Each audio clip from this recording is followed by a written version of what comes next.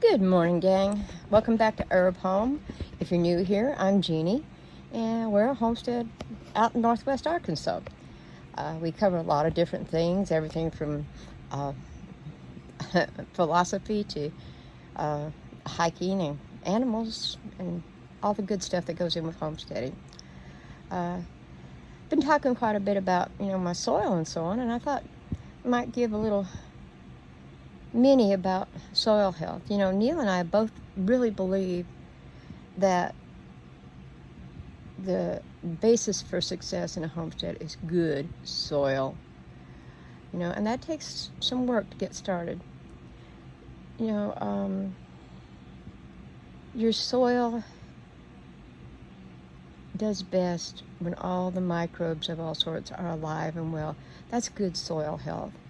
And there are a lot of specific numbers that are great, but I think it's important to have a basic understanding of what's going on in your soil.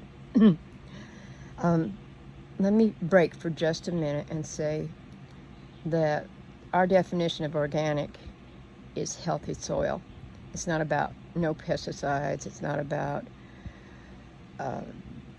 types of seeds or timing or any of that. It's about healthy soil. If your soil is healthy, you're going to have good crops if you caretake it. And it's about caretaking too, But a basic understanding of soil life cycle is a real key to being successful in the garden. So it all starts, there's kind of a cycle. And I'm breaking it down real basic here. And you can look in a lot of detail if you're interested. Go into permaculture or soil microbiology and so on, and you can learn a great deal from that. Matter of fact, I'll try and share some good links for you later. But the important thing is to understand that you have several things present. You have your plant, which in creating the life that it gives you, gives off sugars that go down into the soil.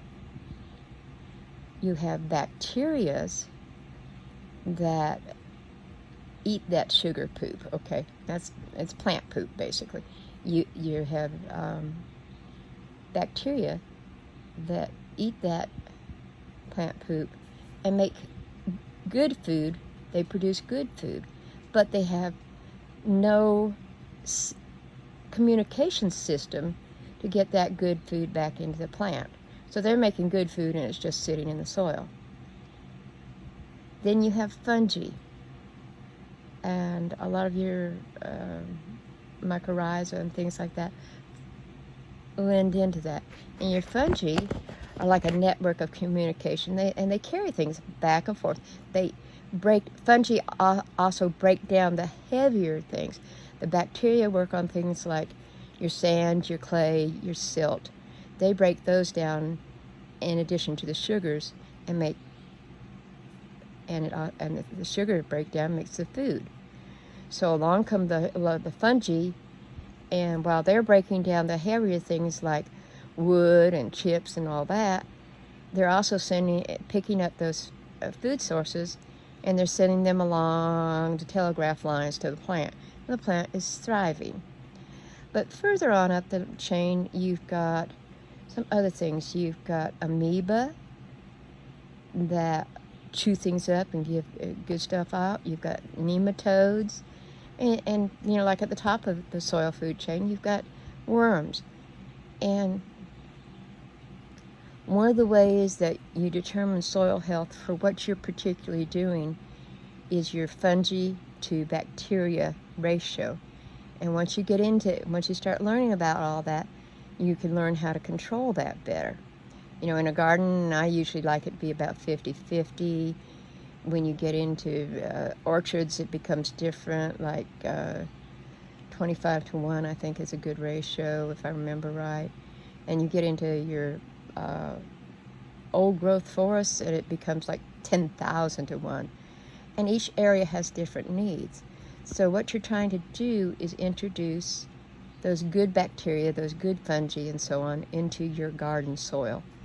It's a long-term solution. It's what you're building towards. And you can really get pretty well established within a year, but you want a good aerobic compost. You don't want anaerobic. That your soil health is real dependent upon how much oxygen you get. It's just like human health. How much oxygen we get really affects our whole health. And soil health is the same thing. And these guys are what create that soil health, that oxygen in the soil. And so those ratios determine how much oxygen is going to be in those soils. And each set of plants has a little bit different needs. And as you get deeper in, as you dive deeper, you'll find that, you'll start, oh, what do my blueberries need? Well, the general knowledge is blueberries need acid soil. So what are you going to do? You're going to be putting things that are more acidic in there, if you're talking about pH. But what kind of bacteria, what kind of microbes do they need? And that's where you start doing your research. There are things like the Encyclopedia of Organic Farming. There's Cole's book on the New Organic Farmer. If you get into permaculture, you've got Bill Mollison and his partner Dave. And right now I cannot remember Dave's last name, but he's the one who's a real proponent of soil health. And the more you read of his stuff, it's great. Now, I'm not a permaculture person per se, but a lot of what we do falls under that umbrella. I think the old-time farmers who were successful knew these things. They were part of what they taught their children and their grandchildren. Most of what I got came from my father and my grandmother, and some local folks that I grew up with. And these are the things that work. And as I started learning more and more about soil health, I found out what works. And often, if you don't have the money to get specific amendments and so on, make your own. Matter of fact, I think you do better if you're making your own things from things that are on your land. I do compost routinely. I usually have 2 or 3 applications a year of compost. I mulch, both because it helps keep the soil moist, and it also protects it in the cooler weather. But it also helps with creating, it's a good home for all these microbes and the worms and things. It helps create good crumbly soil that you can stick your hands down in and not break your fingernails. Of course, being a gardener, I don't have any real fingernails. You can see they're all nice and dirty and broken and everything. But, it's really doable. It's so doable. And if you I think it's important to start out by learning about basic composting. There's passive composting. They've got a new name for it right now, but it's where you allow the heat to work on its own. It takes longer. It takes several months. Whereas you can do a hot compost where you push it a little bit. You turn it routinely and wet it down and so on. And I can turn over compost in just several weeks. But that involves labor. Soil is important, and what you put into it and what you allow to get into it. If you make raised beds, what do you make your beds out of? I've been pretty picky. I've just used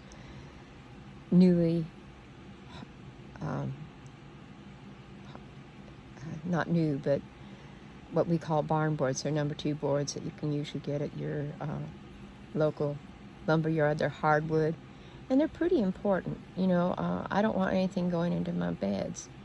Now, having said that, I'm getting older. I'm 74. My husband's almost 68. He'll be 68 in a few days. Actually 2 weeks. And labor is becoming an issue.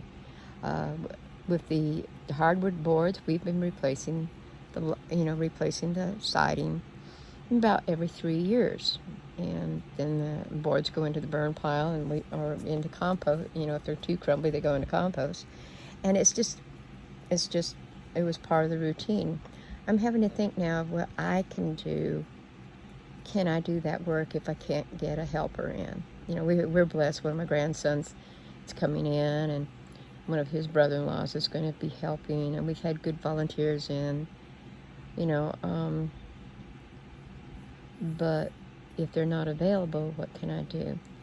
And I've seen some really nice beds that are made out of sheet metal roofing, you know, used sheet metal roofing. We have quite a bit of that on hand. And, you know, a good treated lumber support where the lumber itself is not in contact with the dirt.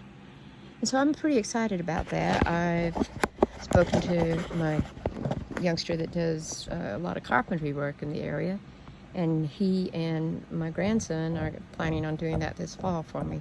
And we'll just go through and we'll gradually replace the beds, you know, and they'll also be deeper, and they'll have a sitting ledge on them for this old lady, you know. I'm finding that I do a lot better when I kneel or I sit, and I've got the beds designed where I can reach to the center of them, so that's something I'm going to do. But that all of that relates to the soil. You know, a nice flat garden with just dirt raised beds is great. You do have some problem with wind drying it out, but our property, our garden site, is where we found this marvelous mirror pool, and when we took down the trees to clear for garden and house, turns out that mirror pool was fed by a 3-season spring. So we ended up having to put a ditch drain through it, which works beautifully for watering most of the year, and doing raised beds so that our beds stay dry enough to grow things. But we've got a pretty good rain cycle here in the hollow, so we do pretty good with rain. But having those flat beds in there without not doing a lot of contouring and possibly damaging the water level, it wouldn't work. So we're doing this instead, and I think we're going to do the new raised beds this fall. But that's all about keeping your soil healthy, not contaminating it. You know, I don't like bringing in outside things unless it's certified organic. And even some of that you really want to research. I don't want to bring in fertilizers that have salts in them that might create a salt pan, especially since I've got a rock ledge 3 foot down underneath the garden. You know, the spring runs at that level.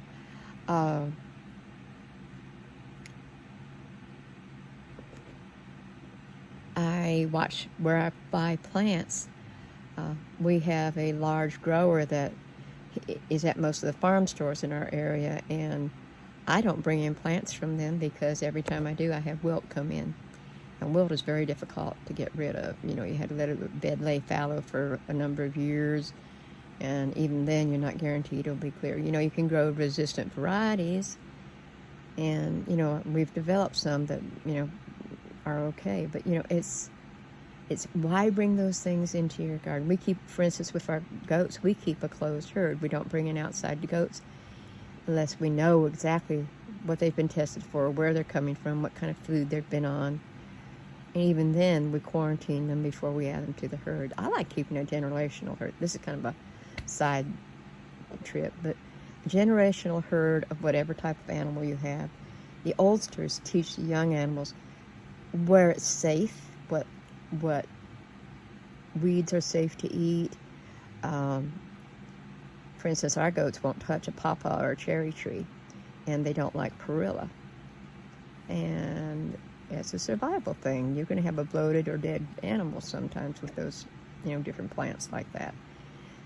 And they help with birthing. You know, like if a young mother has twins or triplets or quads, as we sometimes have, the older goats are in there helping them clean up the babies and, you know, making sure the babies are safe. They don't let anything near them. But those are things you do. You protect your property. Now, I don't go to the extreme of people having to go through antibacterial wash to walk into the rabbitry, for instance. But I'm careful who gets to go down there too, you know. We feed commercial feeds from a reliable place where we know that we're getting feed that hasn't got the growth inhibitors and everything in it. And so it's, you have to walk a line, I think, between what you can afford to do and what you can do to protect your property and your food sources and your livestock. And there's also the thing about aging and your outside responsibilities. Are you working off your property? Those are all things that you had to take into account when you're trying to protect both soil and livestock and your own food sources. Many of us have severe food allergies. I'm one. I are one. I've got massive food allergies, so I really have to watch what I eat. And growing it here on the farm, I find things that maybe I can't eat that come from the store, I can eat here at home. It's pretty cool. And we make most of our own bread, and we eat salads out of the garden and veggies. I try and eat seasonally. I try and succession plant. But this is getting off topic of soil. But I intensive garden, so my soil has to be very nutrient rich because all those different varieties, I interplant, which means I don't monocrop. I put several different types of plants that get along and are good for each other in one bed. And in doing so, they're pulling a lot of nutrition out of that bed. So I'm renewing that with compost and sometimes foliar spray or manure tea on a pretty regular basis. As the soil gets better, I don't have to do it as often. But that takes time. If I make a new bed, it's going to be 3 years down the road before I feel like I don't have to fertilize often. Just putting the compost on a couple of times a year will do that, But it's a hands-on knowledge. You learn as you go. Don't overwhelm yourself by going crazy. Oh, I've got to learn all this at once. Learn it a little at a time. Take one bed or one type of plant and learn from that. I keep massive notebooks. I think notebooks, my granddaughter laughs at me because I've got so many notebooks. But each of those spiral notebooks is a little bit about how things go, and I can go back and reference them. And it's my reference library of my experience. And then I have a good size, reference library with books about soil and about conservation and alternative building and medicinal meds and culinary meds and cookbooks. We keep a library of that sort both online and in hardback on our shelves so that we have that. And I think it's really, back to the soil thing, it's important about teaching this. The old timers would test pH simply by tasting their soil. They'd take a little piece of soil and put it on their tongue. And that could tell them what the pH of that soil was. Was it sweet or was it sour? That's acid or alkaline. Think about it. Just think about it. You can tell if soil's ready to till. If you're into tilling, you can pick up soil and clump it together. If it holds together in your hand, but partially falls apart when you turn it over, then it's ready to till. It's not too wet. If you were to till wet soil, it would clump up and turn into clods, which would become a battle, and it's bad for the soil. It breaks up all the bacteria and stuff. I usually don't do anything deep for about 3 years. I usually just do no-till for about 3 years. And then I'll go through and do my double digging, which brings up the lower soil, and we amend it and, do a lot of amendments on that the first year. And so we've got soil. Some of our soil is good 16 inches of really healthy soil. And that works for me. For a no-till person, they might not want to do that. But I'm using a combination of, for instance, intensive gardening, interplanting, companion planting, permaculture, regenerative, all of those. Pick what works for you. You don't have to follow strict guidelines if it doesn't work for you. If you try something several times and it doesn't work, for instance, I'll give you an example. It's my St. John's wort. That's my prime example of this. Okay, I have tried to grow St. John's wort here for probably 4 to 5 years. It has not been happy anywhere.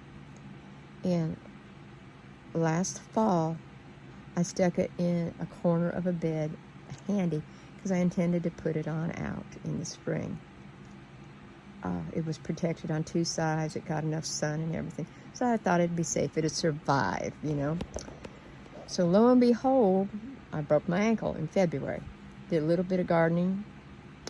Put out an early February garden. And then I got down sick with a food allergy. And then we had all these rains. I went out when the rains have let up, I went out. And that thing has covered half the bed. It's probably 4 by 4 foot. The bed is it's bulging in happiness. I wanted to use that bed for something else, but guess what? That St. John's wort is important in our medicinal apothecary. So we're keeping it. That's where it's going to live. And I do that a lot with plants. I move my echinacea around. I move my elderberries around. I've got 6 mature elderberry plants that'll give us all the elderberries we use, you know. So anyhow, soil health, paying attention to what your garden is telling you. Pay attention to what your garden is telling you. Start with soil health, though, okay? That's enough for today. If you're interested, I can go into a lot more about the soil life cycle, because I think it's so important. You know, there's a lot of details there, but there are a lot of people out there that can probably explain it better than I do. But if you're interested, holler at me. I do ask, if you found this interesting, please hit the like button for me, and that'll keep my videos up where they're more easily viewable. And just let me know what you think about this too, okay? You have a good day now, and be happy, okay? Bye-bye.